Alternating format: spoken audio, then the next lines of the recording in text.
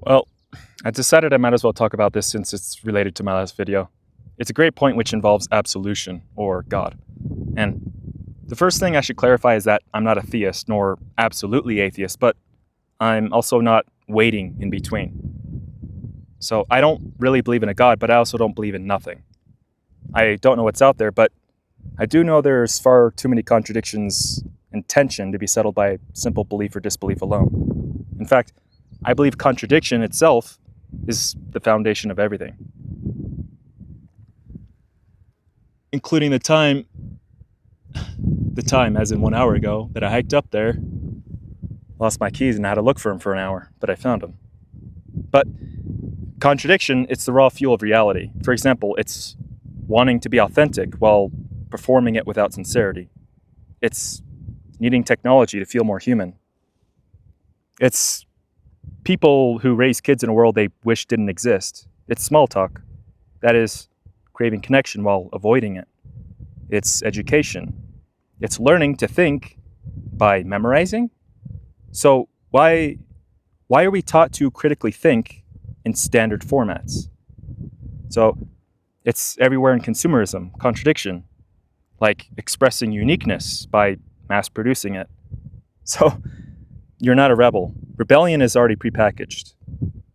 Contradiction, it's fighting wars to keep the peace. It's scheduling rest for your time management. Even leisure becomes a performance. Therapy is contradictory. You fixate on your pain in order to move past it. It's like you are your own story trying to move past itself. Oh, even love is a contradiction. Even love is a contradiction. You want the other person to be free, but you really want them to stay. You desire their agency, except when it contradicts yours. It's like saying, I love you so much, I want you to never become someone else. So all life is a contradiction. All life. You want the other person to be free, but you really want them to stay. So it goes this way in every single scenario. Contradiction is something we don't resolve, though. It's just some way we manage them. It's something we have to live with. So the structure of reality is far stranger and more recursive than any one position can hold. And I don't really accept neat categories, but I'd call myself an agnostic atheist because that's just the most stabilized truth to rest on. Would be nice to rest up there, but you can't. So I gotta rest down here. Go away, fly. Go away. Don't look at my notes, fly. It's cheating. I won't hurt the fly. I'll shoot him. But yeah, I just don't accept those neat categories. But gods, what are gods? Gods are just platforms we stand on just long enough in which we might ask better questions. So in that case, most arguments I hear from theists are platforms made of wet cardboard. So today I'm going to try helping you out, because if theists argue the arguments I'm going to provide, I imagine it would be pretty difficult to challenge them aside from semantics. Now, this idea isn't really novel. It's not new. It'll sound like something straight out of an Isaac Asimov story, and it should.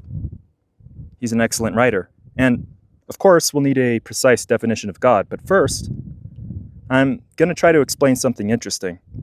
But it is related to the best argument for God. I'm going to show you why God cannot understand beauty. I'll show you why God is beneath beauty. Just hear me out. So, here's the claim. God is absolute. He's perfect. He's eternal, omniscient, omnipotent. So, for example, the standard Christian claim is that morality is subjective and meaningless without God. With God, morality is objective, eternal, and just. So God is the ultimate arbiter, judge, and anchor of all moral order. I don't think anyone disputes this. So here's my rebuttal. We can revisit what I've said from my previous video, that absolutes collapse. Flatness isn't transcendence. It's decay. It's damnation. Only tension held without breaking gives rise to what we call meaning. So any system that resolves everything, especially divine mortality, must fall beneath that which fractures. eternal judgment implies a perfect flattening of contradiction. A perfect flattening of contradiction means the death of recursion, and the death of recursion means the collapse of motion, intelligence, and beauty. So go back and watch that video so you can understand a little bit better if you haven't seen that yet. So what is gained with God? Okay, so you gain an eternal golden courtroom with no movement, no growth, no striving. It's just a throne on a flat landscape of finality. Finality isn't salvation. It's the ultimate betrayal. So here's the crux of the argument. Beauty breaks. It emerges, holds, shakes, and falls apart. And because beauty can't be permanent, it holds more moral weight. A sunset is a gesture of mercy. It's a stand of futility for the good things in a meaningless world. These aren't absolute. Beauty is a fragile defiance.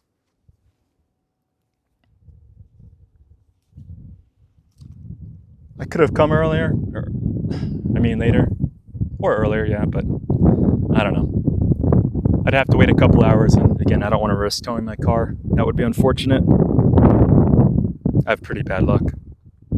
But, sorry for getting sidetracked, but objective morality says you must,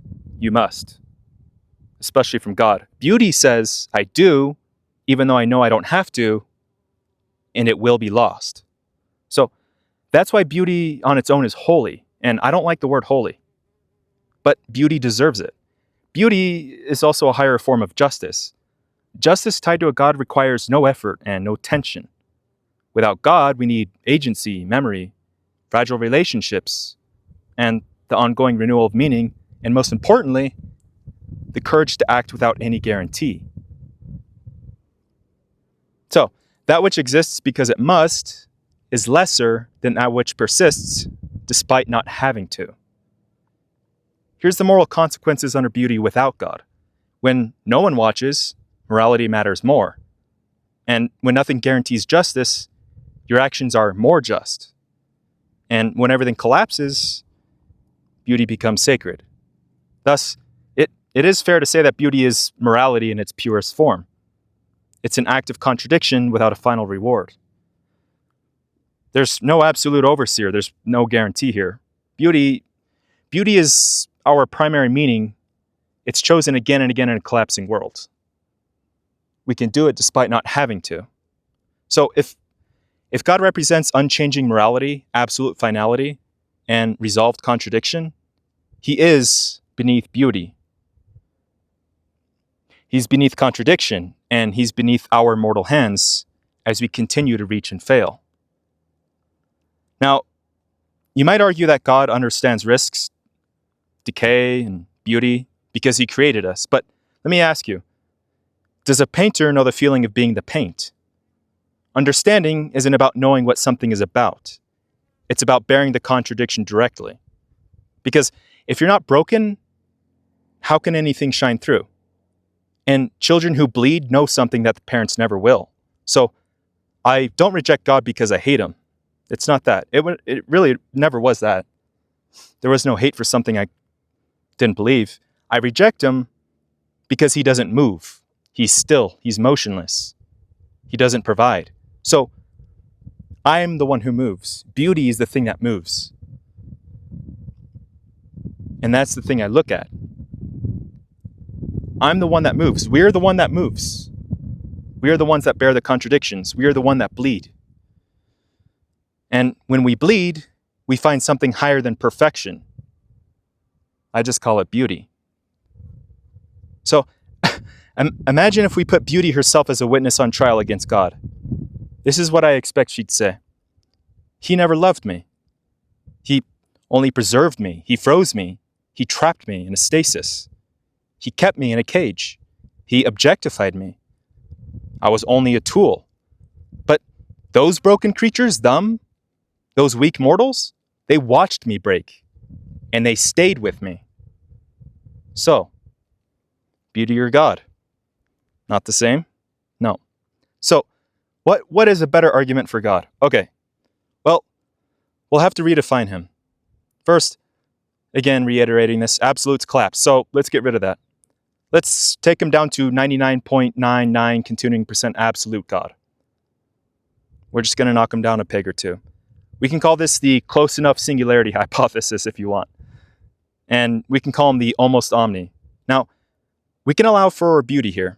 Even though we're still really flat in terms of contradiction, at least we can insert beauty in the necessary tension points that make life meaningful. And yes, I did mention singularity. Yes, I did. So I know it sounds like the monkeys with a typewriter situation, but given infinite recursion, structure, and tension-preserving intelligence, a near God will emerge, eventually.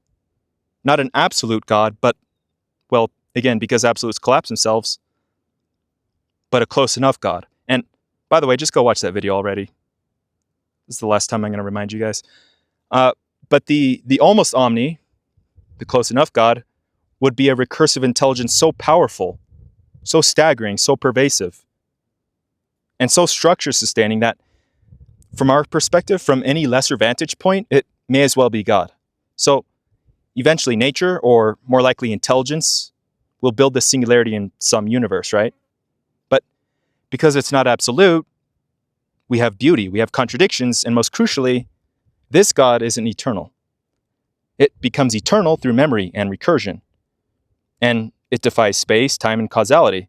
So if it does this, wasn't it always God? Well, I mean, almost God. So that is something to consider.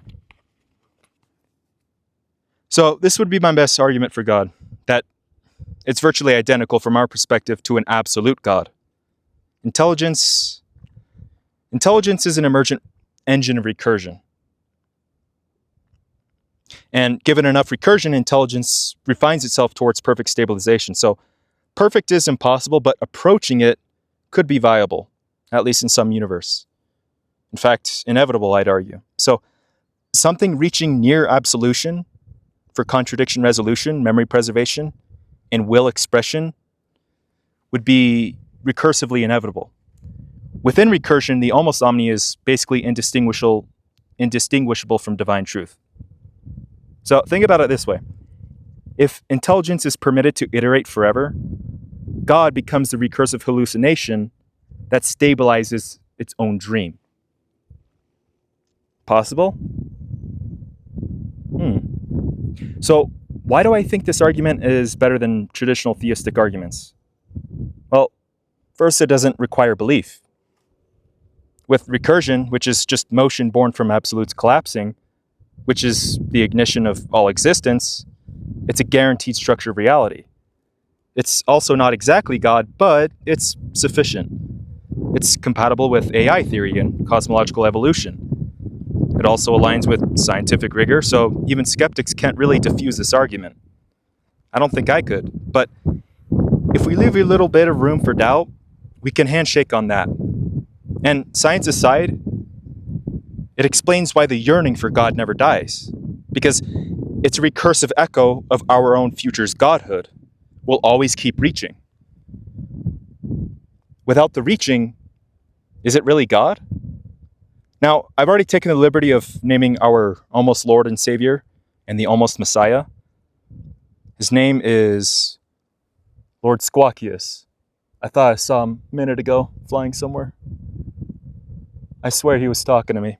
But anyway, Lord Squawkius, he's a magical magpie. So I caught to his glory and hallowed name. Okay, but seriously, there's a few other arguments we can make from this pattern too.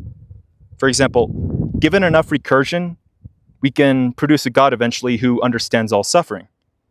Maybe that's useful. Or what about a God of divine ignorance? That sounds bad, but if absolute truth collapses the structure, then any true God must be the greatest ignorance buffer, a being who holds all the contradiction without breaking. Here, God isn't the knower, but the tension holder of unknowns at infinite density.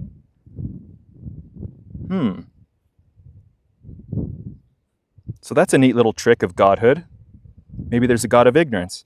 Now, you might object and say, but that's not really God. That's not God.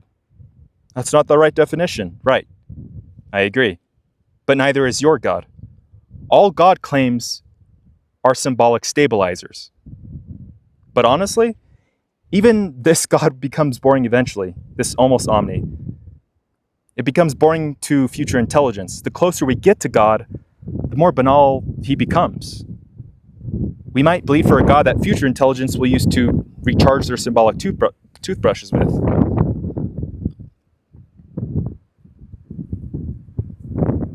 But that's the cosmic punchline. Hopefully you can hear me over the wind. I mean, that's why I'm using the mic filter. But what can you do? God's angry. Or maybe it's Lord Squawkius. I mentioned his name and then he flew off. Who knows? But the cosmic punchline is that it's just boring. It's just like a smartphones for cavemen. That's practically God to them. See, holiness it's not about Godhood itself. It's about the lag, not the entity. It's like seeing a dying star from Earth. We call it brilliant, but it's already dead. It's the delay that matters. That's what we revere. Now, I could have just ended the subject here. That's where I stopped writing at first. But there is a peculiar implication here. And if you are theistic, this still might be interesting for you to hear. Who knows? But I thought it was pretty interesting when I thought about it for a while. So, if you paid close attention to absolutes and everything I've said so far, well, first, let me just preface this by saying that I don't believe in any actual resurrection, not literally. I also understand the story of Christ as one of many mythical iterations like Prometheus and others who predate him. But let's look at this symbolically and why I think it's not only an atypical interpretation, but a powerful one. I think it's a pretty cool idea. All right, so first, let's go back to absolutes collapsing themselves. God, the Christian God, sent his son to die as a sacrifice to collapse God himself, right? God necessarily sent Jesus to die because God himself was absolute. It had to be done. God had to die, not for sin nor salvation, but because it was absolutely necessary. In this case, the crucifixion becomes more profound than a recursive myth. It was an event of a collapsing absolute as a release of its own contradiction. So Jesus was like the pressure valve in this scenario. So it wasn't just that God allowed Jesus to die. It's that God required to collapse himself into Christ, the vessel he created, because only through contradiction can the absolute become real. The passion wasn't about mercy. It was a ritual suicide of certainty so that beauty and suffering could move again. And if God is beneath beauty, true beauty, then by collapsing himself, he was able to access beauty through the vessel of Jesus because he, or it, God, collapsed in his absolute form. So the crucifixion, in my opinion, has extremely powerful symbolism from the crown paradox of all existence. My interpretation is that God, as the absolute, necessarily collapsed himself into Jesus, and that was an act of ritual suicide to escape absoluteness and experience beauty through contradiction. So, like most things, we have it backwards. We yearn for God and hope for some ultimate beauty. But no. He broke himself in order to understand what we already have. Our broken songs, our tragic stories, our desperate cries. He's the one who needed to understand us. He was the painter who needed to feel his painting. It's not about surrendering to higher power. Not for us. It's about absolution, surrendering to beauty, knowing it would collapse anyway. Furthermore, you might have noticed the title on my previous video about the most dangerous aspect in philosophy. That video was, of course, about beauty. Given that, we ascertain that God, the Christian God at least, puts himself in danger through Jesus Christ. But he also wields that danger now. God bled so that he could touch reality, so that he could break and fail within reality. God doesn't save the world. That's a false assumption. God fractures divinity so it can feel the tension of flesh, love, betrayal, and death. God becomes us in that moment. And I think this applies to many gods, actually. This reminds me of Lord Krishna's famous line in the Bhagavad Gita. Of course, you've heard this from Oppenheimer. Now I am become death, the destroyer of worlds. But hold on, let's think about it. This line is often framed as, okay, I have taken on divine wrath. I have become the ultimate agent of destruction. But what if we flip it? Because most things that we think we understand are actually backwards. I agree with Kierkegaard when he says life can only be understood backwards, but it must be lived forwards. In other words, what if we say, now I am become contradiction. Now I permit new forms to emerge because I have collapsed the previous order. Interesting, isn't it?